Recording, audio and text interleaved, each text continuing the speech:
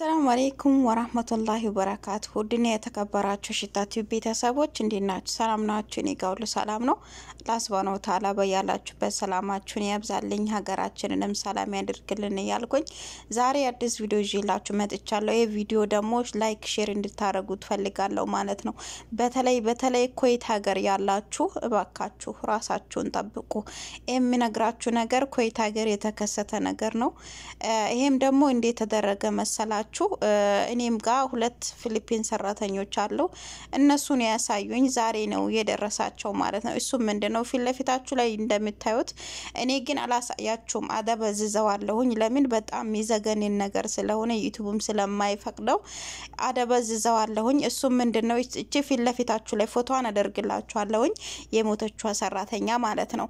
ፊልፊታችሁ ላይ የምታዩት እቺ ፎቶ ላይ የምታዩት ወገናችን ኩዌት ሀገር ነበር መስራው ጠለብናት በጠለም መታት እየሰራች በአጋጣሚ በቀሳ የሰውየው ልጅ ደፍሯት ወይም ደግሞ ተገናኝቷት ማለት ነው። ከዛ ቤተሰቡ ሳትናገር ቀርታ ለቤተሰቡም ሳትናገር ደብቃ ባለችበት የሁለት ወር እርጉዝ ትሆናለች ማለት ነው። የሁለት ወር እርጉዝ ከሆነች በኋላ ቤተሰቡ አወቀ። ደሞ ልጃችሁ ነው ይሄንን ነገር ያደረገኝ ብላ በመትነግራቸው ሰዓት ይሄንን ድርጊት የልጃቸውን ድርጊት እና ለላሂ ወኢና ኢለይሂ ራጂዑን ወላሂ ላዚም በጣም ሚሰቀጥ ተግባር። እኔ አረቦች ይሄን ያክል ጨካኝ ናቸው ብዬ አላስባቸውም ነበር። ለካስ በጣም ጨካኝ ናቸው። እና የሁለት ወር እርጉዝ ስትሆንባቸው ከዚህ ከልጃቸው የልጃቸውን መጥፎ ስራ ለመሸፈን ብለው እቺን ወገናችንን ምን አደረጓት መሰላችሁ? አረዷት።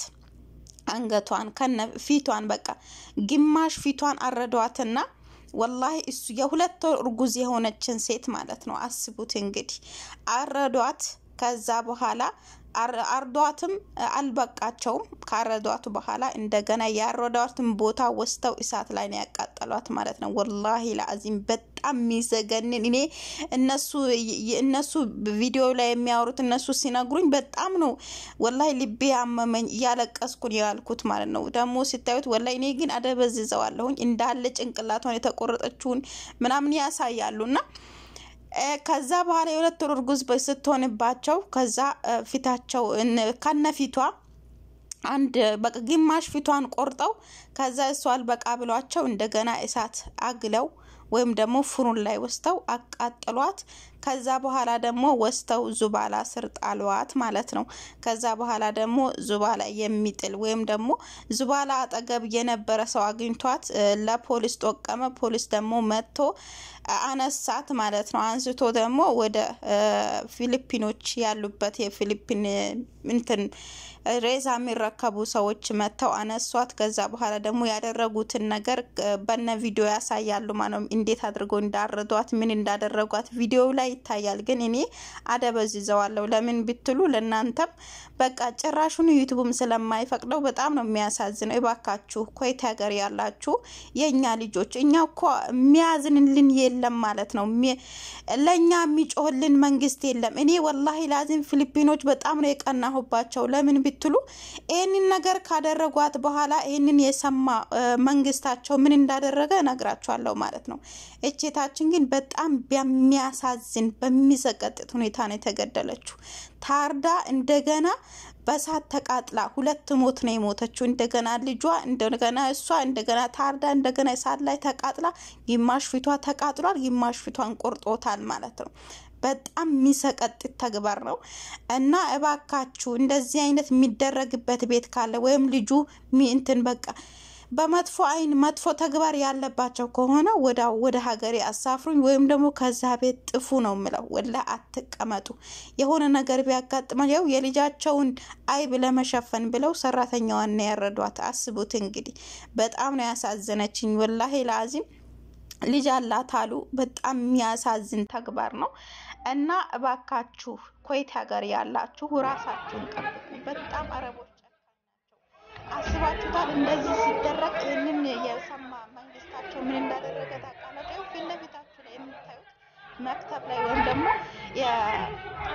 የሳውዲ ኤምባሲ ላይ ገብተው እንደምታውቁት የፊሊፒኖች ኤምባሲ አለ። እዛ ላይ ረብሻ አንስተው የአጠቃላይ ኩዌት ሀገር ያሉ ሰራተኞች ወደ ሀገሬ ይምጡልኝ ብሎ ነው ከዛ ሀገር ለቅሞ ሊያሳፍራቸው ነው ማለት ነው። ወላሂ ፊሊፒኖችን ማለት ነው። ፊሊፒኖቹን ለቅመው ወደ ሀገሬ አስገቡልኝ እናንተ ሰራተኛዬን እያረዳችሁብኝ ነው ብሎ የመንግስታቸው ተነስቶ እዛ ሀገር ኮይት ሀገር ያሉ ሰራተኞች በአጠቃላይ ወደ ሀገራቸው እንዲመለሱ ነው ያደረገው። መንግስታቸው ምን ያክል ለሰዎቹ ክብር እንዳለውና ምን ያክል ለህዝቡ ክብር እንዳለው በዚህ ትረዳላችሁ ማለት። እኛ ግን በየቦታው እንደ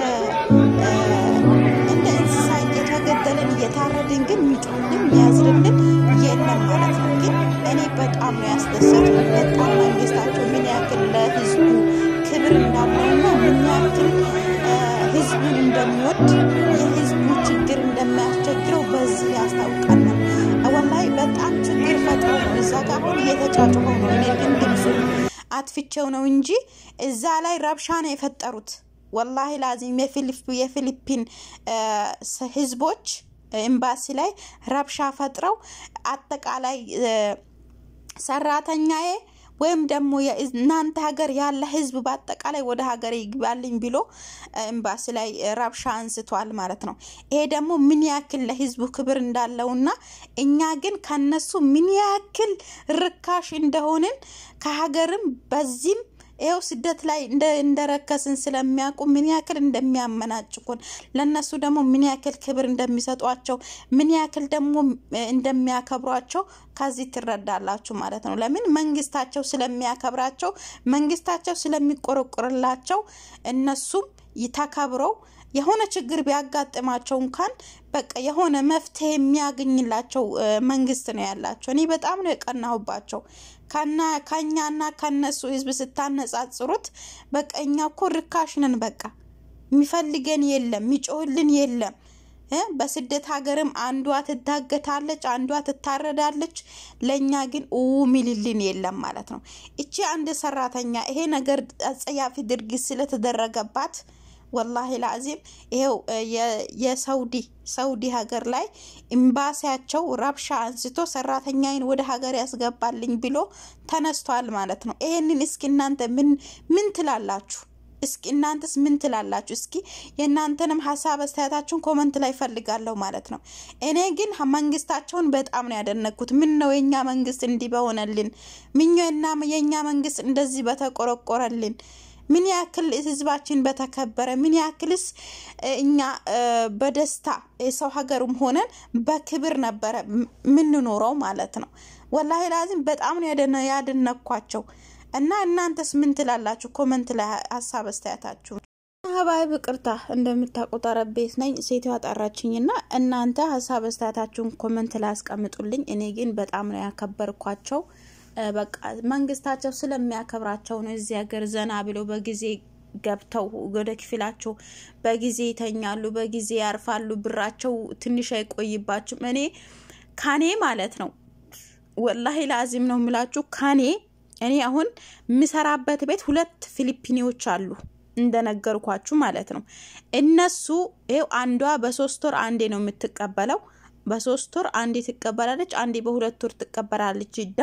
ደሞዟን ማለት ነው። ደሞዟን በ2 ወርና በ3 ወር ነው አንዴ የምትቀበለው። እሷ ፈልጋ ነው። አንዷ ግን በአንድ ወር ነው የምትቀበለው። ግን والله ነው ምላችሁ አንድ አላህ ያይብኛል።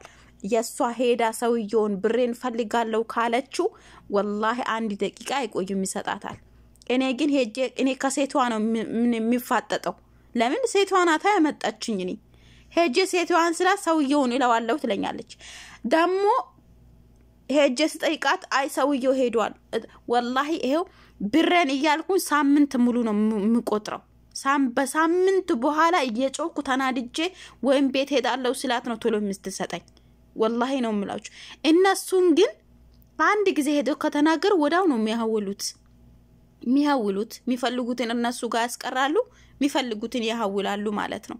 ምን ያክል እንደሚያከብሯቸው አረቦቹ ራሱ ማለት ነው። والله በጣም ነው የሚደነቀውና መንግስታቸው ባደረገው ነገር በጣም ነው ክብር የተሰማኝ። በቃ መንግስት ማለት እንዲህ ነው ለህዝቡ የሚቆረቆር ህዝቡን የሚያከብር ችግር ሲደርስበት ለችግሩ የሚደርስ መንግስት ማለት እንዲህ ነው። በቃ እኔ በፊሊፒኖች በጣም ነው የቀናሁት እና ሀባይብ ባካችሁ ኮይት ሀገር የምትሰሩ ራሳችሁን ጠብቁ